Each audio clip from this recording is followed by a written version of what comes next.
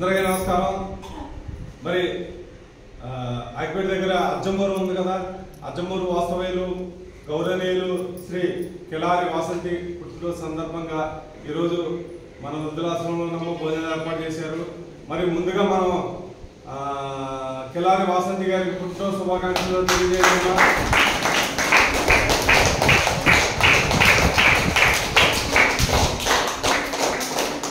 ఆ తల్లి ఇటువంటి మన ఎన్నో పుట్టినరోజు వేడుకలు జరుపుకోవాలని, నిండు వేళ్ళు చల్లగా ఉండాలని, జీవితంలో ఎంతో ఎత్తుకు ఎదగాలని మనసారా కోరుకుందామమ్మా।